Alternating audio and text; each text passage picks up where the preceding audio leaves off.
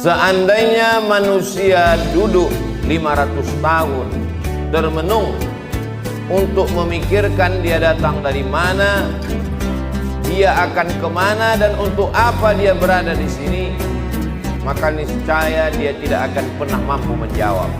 Begitu kata filosof dari Yunani.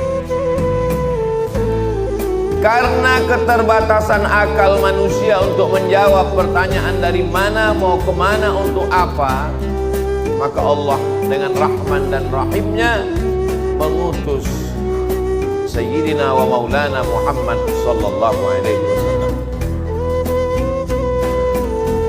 Karena kalau hanya untuk merenung hidup ini akan membingungkan, maka beliaulah yang memberikan jawaban berdasarkan wahyu dari Allah Subhanahu wa ta'ala. Dari mana kita datang?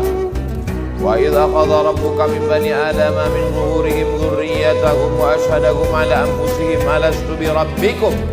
Ingatlah ketika Allah sudah mengambil persaksian perjanjian dari kamu semua. Belum ada darah, belum ada kuku, belum ada bulu, belum ada rambut, belum ada daging. Ketika itu roh kita semua sudah berkumpul di hadapan Allah Subhanahu wa ta'ala. Dan Allah bertanya dengan satu pertanyaan, alastu bi rabbikum, bukankah aku ini Rabb kamu? Lalu kita semua menjawab, bala syahidna, kami bersaksi engkau adalah Rabb kami. Dari sanalah kita datang. Ini bukan tempat kita, ini tempat perantauan, tempat ujian, tempat jalan-jalan. Nanti kita akan kembali ke tempat asal kita. Maka semua yang kembali selalu kita sebut inna lillahi wa inna ilaihi raji'un. Semuanya kembali. Di tempat perantauan hati memang tidak tenang, selalu ingin pulang. Maka selalu keluar ungkapan ar-raha fil jannah. Ketenangan itu nanti di kampung halaman tempat asli kita di surga, bersama Allah, bersama Rasulullah sallallahu alaihi wasallam. Setelah kita tahu, kita sadar kita datang dari mana, lalu untuk apa kita di sini? Wa ma khalaqatul jinna wal insa, tidaklah aku ciptakan jin dan manusia illa liya'budun, kecuali hanya untuk satu saja, beribadah. Kalau lagi hidup hanya untuk beribadah, lalu bagaimana dengan perdagangan, perniagaan, pertanian? Bagaimana dengan membesarkan anak-anak? Disitulah kasih sayang Allah. Yang berdagang pun juga bernilai ibadah. Melangkahkan kaki dari rumah, bismillahirrahmanirrahim, wa'alallah wa'tasamtu billah, la hawla wa la quwata illa billah. Maka sesungguhnya di dalam tokonya, di dalam rukonya, di dalam pasarnya dia sedang beribadah. At-tajir seorang pedagang, as-saduq jujur, al-amin amanah, tidak curang, tidak bohong, tidak tipu, tidak dusta. Ma'an nabiyyin, mereka bersama dengan para nabi, was-siddiqin, bersama dengan orang yang benar, was-syuhada, bersama orang mati syahid, was-salihin, mereka akan bersama dengan orang-orang yang saleh. Mereka beribadah. Seorang ulama ahli tasawuf bersama diberi nama Imam Junaid al-Baghdadi. Kita selalu mengenal bahwa Islam ini iman, itulah dia akidah. Islam, itulah dia salat, zakat, haji, umrah, puasa. Dan ada yang disebut dengan ihsan. Ihsan, hubungan batin, spiritual, mensucikan hati. Suci itu bahasa Arabnya safa. Orang yang mensucikan hati, man safa qalbuhu lillah. Mereka yang bergelimang, bergelut dengan ilmu mensucikan hati disebut dengan orang-orang menekuni ilmu tasawuf. Maka di antara ulama besarnya adalah Imam Junaid al-Baghdadi. Imam Junaid al-Baghdadi memiliki toko di pasar. Dia pagi datang membuka tokonya, ketika ada pembeli dia akad jual. Ketika tidak ada pembeli dia sholat sunat. Ketika sepi dia sholat sunat. Ketika ramai dia tetap melayani, karena dua-duanya adalah ibadah. Setelah 400 rakaat dia tutup tokonya, dia pulang ke rumah. sesuai antara dunianya hasanah, akhiratnya juga hasanah. Bagaimana dengan bercocok tanam, bertani? Idza waqa'at ala ahadikumul qiyamah, kalau hari kiamat sudah mau datang, wa fi yadihi fasilah, tanganmu ada bibit korma, falyughrisha, tanamlah bibit korma. Kenapa? Karena kita tidak berpikir siapa yang akan memakan manis buahnya, siapa yang akan bernaung di bawah daunnya yang rimbun. Kita hanya berpikir bahwa kita sudah memakmurkan alam semesta dengan tanam-tanaman. Dosa bukan hanya zina, dosa bukan hanya khamar. Man qata'a sidratan, siapa yang memotong sebatang pohon sidir, sawwaballahu ra'sahu finnar, disungkurkan Allah kepalanya ke dalam api neraka. Begitulah Islam. Islam tidak hanya membatasi ibadah pada salat, rukun, syarat, wajib, sunan muakkad, itu ibadah mahdoh namanya. Tapi ada perbuatan-perbuatan yang kelihatannya bukan ibadah, tapi dia bernilai ibadah. Polisi, tentara, angkatan laut, darat dan udara, mereka sedang beribadah. Kalau mereka mati, matinya jihad fisabilillah, menjaga perbatasan negara, menjaga keutuhan negara, bagian dari ibadah dengan niatkan bismillah dengan nama Allah. WC, toilet, bau busuk, jorok, najis, tempat setan, masuk ke dalamnya dengan berdoa, Allahumma inni a'udzubika minal khubuthi wal khaba'ith, maka ketika itu dilakukan, itu pun juga bernilai ibadah. Begitulah luasnya rahmat Allah Subhanahu wa ta'ala. Langkah kaki, hayunan tangan, kedipan mata, bisikan telinga, berapa darah yang dicuci buah pinggang, berapa nafas yang berhembus, berapa lintasan hati dan pikiran, kita mau semuanya itu bernilai ibadah kepada Allah Subhanahu wa ta'ala. Karena kita tidak diciptakan untuk apa-apa kecuali melainkan hanya beribadah. Itulah mengapa subuh kita katakan iyyaka na'budu, kepada Engkau kami beribadah. Tergelincir matahari kita lagi mengulang iyyaka na'budu. Condong matahari saat petang kita ulang lagi, tenggelam matahari kita ulang, sempurna gelap malam salat isya dan kita terbangun tahajud malam, kita katakan iyyaka na'budu, kami beribadah hanya kepada Engkau, tidak kepada lain. Karena memang tujuan hidup kita adalah ibadah. Bagaimana ibadah orang kaya? Dengan hartanya, bangun masjid, menyantuni anak yatim. Bagaimana dengan orang yang fakir miskin? Dengan sabarnya, dengan ridhanya, menerima takdir ketetapan Allah. Orang yang sakit pun beribadah. Yang hari ini terbaring di ruang ICU, mereka sesungguhnya juga dengan sabarnya ibadah. Kalau sesuai keinginan kita dengan keinginan Allah, yang kita doakan, yang kita harapkan datang, Allah ingin kita bersyukur. Syukur adalah ibadah. La in syakartum la azidannakum. Kalau tidak sesuai yang kita inginkan dengan yang datang, kita risau dan marah, maka kita dalam murka Allah. Ketika sesuai yang kita harapkan, Allah ingin kita bersyukur. Syukur adalah ibadah. Ketika tidak sesuai yang kita inginkan dengan kenyataan, Allah ingin kita bersabar.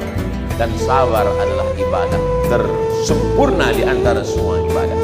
Maka Allah katakan, innama yuwaffas sabiruna ajrahum bighairi hisab.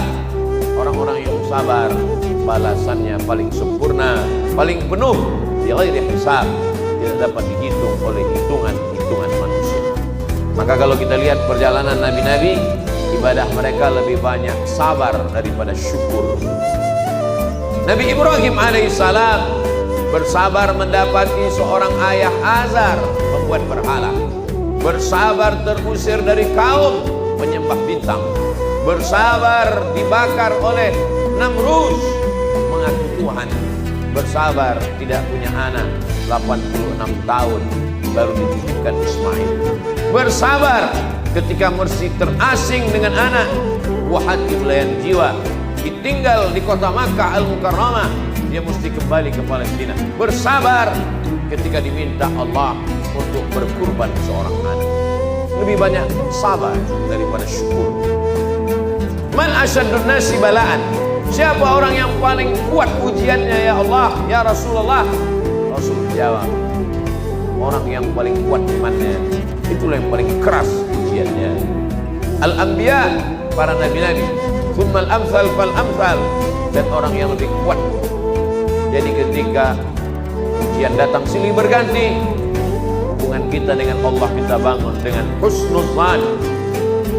Kalau dengan manusia saja kita bisa husnuzan, kenapa seorang anak buah diperintahkan untuk menunggu direktur atasan mampu menunggu sekian jam? Kenapa dia mampu menunggu? Hanya karena mengharapkan gaji bulanan, karena mengharapkan naik pangkat dan jabatan. Dia husnuzon dengan atasan. Mengapa kita tidak pernah husnuzon dengan yang paling tinggi, paling mulia, paling agung, paling teratas di antara semua atasan? Dialah Allah. Kita husnuzon kepada Allah Subhanahu wa ta'ala. Menyenangkan atau menyusahkan, baik atau tidak baik, itu menurut pandangan kita. Dalam pandangan Allah semuanya baik. Maka kita mintakan kepada Allah yang baik menurut Allah. Berapa banyak anak-anak menganggap orang tua tidak sayang. Anak berharap ingin dibelikan handphone, anak berharap ingin dibelikan sepeda motor, anak berharap ingin dibelikan mobil.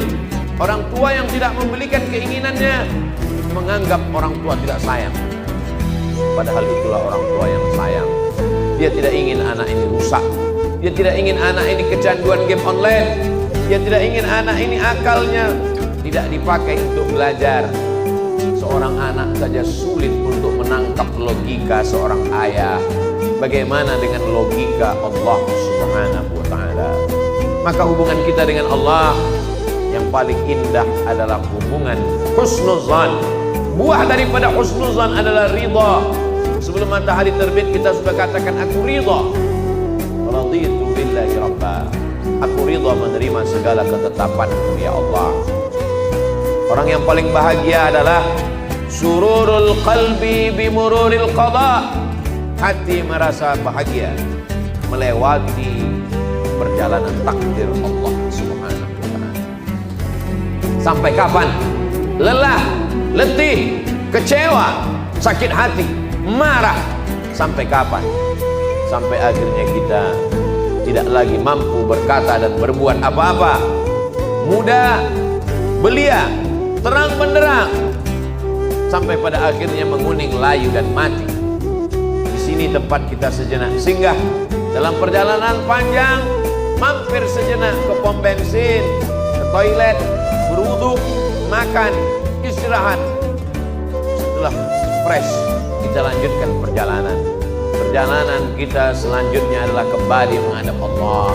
Ketika kita sudah lulus dengan berbagai macam ujian, ridha, sabar, tawakal, berat ujian hidup, ada yang maha besar tempat mengadu. Angkat kedua tanganmu, katakan Allahu Akbar. Besar ujian hidupmu, ada yang maha besar. Allahu Akbar. Besar dosamu, ada yang ampunannya lebih luas. Dunubi mithlu a'dadir rimali. Dosaku sebanyak buih di lautan, sebanyak pasir di pantai, tapi ampunanmu lebih luas, lebih banyak lagi daripada itu ya Allah. Abu laka bi ni'matika alayya. Aku datang menghadapmu membawa nikmatmu, nikmat mata, nikmat tenaga. Wa abu bidzan. Tapi justru aku datang membalasnya dengan dosa-dosaku. Tapi aku yakin dan percaya Engkau mengampuni segala silap, salah dan dosa. Innallaha yaqbalu taubatan 'abdi qabla an yugharghir. Allah menerima taubat seorang hamba. Sampai kapan? Adakah batasan 40 tahun? Tidak ada. Sebelum gharghara, sebelum sakratul maut, kembali ke jalan Allah. Ya ayyuhallazina amanu, orang yang percaya bahwa dia akan kembali kepada Allah, hidup sejenak sementara. Man arafat dunya hanan alaihi. Siapa yang kenal dunia, maka ringan bagi dia menjalani hidup dunia. Dunia tak sampai setengah sayap nyamuk. Dunia tak sampai setetes dari lautan samudra. Bagi yang dapat setetes, jangan bangga, jangan bahagia, karena yang kau dapat hanya setetes. Bagi yang tidak dapat jangan kecewa, karena yang tidak kau dapatkan pun cuma hanya setetes. Masih ada lautan yang luas. Walal akhiratu khairul laka minal ula. Akhirat lebih utama. Wal akhiratu khairu wa abqa. Akhirat lebih baik, akhirat lebih kekal. Seorang penggali parit berkubang lumpur dari jam 7 pagi sampai jam 7 petang. Gajinya dimakan, diambil oleh orang yang lebih berkuasa, yang lebih hebat. Kecewa, sakit hati, dia masih bisa tersenyum. Mengapa? Karena dia yakin ada akhirat. Malik yaumiddin. Di sana ada keadilan. Di sana akan ada perhitungan. Hatta yuqadu syatul jalha, hatta yuqadu syatul qarna, sampai-sampai kambing yang bertanduk akan dituntut oleh kambing yang tidak bertanduk. Begitulah keadilan Allah Subhanahu wa ta'ala. Untuk apa ada akhirat? Bagi mereka yang A, tidak, T, keyakinan, is. Orang yang meyakini tidak ada Tuhan, tidak ada malaikat, tidak ada akhirat, mereka akan stres, mereka akan depresi, mereka akan bunuh diri. Bagi mereka gedung yang tinggi puncak daripada penyelesaian segala masalah. Naik ke atas gedung, terjun ke bawah. Kalau dia bahagia, sebahagia-bahagianya, karena menurutnya dialah puncak kebahagiaan, tidak ada Tuhan. Kalau dia stres, susah, depresi, dia akan aman, sangat menderita dalam hidup. Orang beriman, kalau dia sukses, kalau dia kaya, kalau dia berkuasa, maka dia akan berkata, hadza min fadli rabbi, ini karunia Tuhanku, liyabluwani, untuk menguji aku, ashkur, apakah aku akan bersyukur, am akfur, atau aku akan kufur. Kalau dia sedang diuji, susah, sakit, menderita, dia tidak stres, dia tidak putus asa, karena itu hanyalah salah satu bagian dari cara Allah untuk menguji imannya. Untuk apa kita hidup sampai hari ini? Kenapa kawan kita, sahabat kita lebih muda, lebih sehat, lebih dulu mati daripada kita? Alladzi khalaqal mauta, Allah menciptakan mati, wal hayata, Allah menciptakan hidup, liyabluwakum ayyukum ahsanu amala. Allah menguji siapa yang paling baik amalnya. Bukan yang paling tinggi jabatannya, bukan yang paling banyak hartanya, bukan yang paling ganteng wajahnya. Ayyukum ahsanu amala, siapa yang paling baik amalnya. Sampai pada akhirnya kita akan menghadap Allah. Allah mengundang, ya ayyatuhan nafsul mutmainnah, wahai jiwa yang tenang, irji'i ila rabbiki radiyatan mardiyah. Kembali, ini bukan tempat engkau, ini hanya tempat persinggahan. Kembali ke tempat yang lebih baik, lebih kekal, lebih abadi. Irji'i ila rabbiki radiyatan, engkau dalam keadaan ridha, mardiyah, dan Allah pun meridai engkau. Wadkhuli fi ibadi, masuklah ke dalam golongan hamba. Wadkhuli jannati, masuklah ke dalam surga. Innal ladzina amanu, orang-orang yang percaya, tsumma istaqamu, kemudian mereka istiqamah, tatanazzalu alaihimul malaikah, turun malaikat kepada mereka. Apa kata malaikat? Allah takhafu, jangan takut.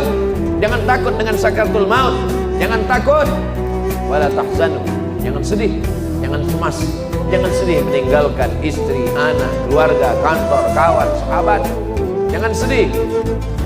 Setelah takutnya hilang, sedihnya terbang. Wa abshiru bil jannati allati kuntum tu'adun. Berbahagialah, engkau mendapatkan janji Allah. Dan Allah kalau sudah berjanji, innaka la tukhliful mi'ad, engkau tidak pernah ingkar janji.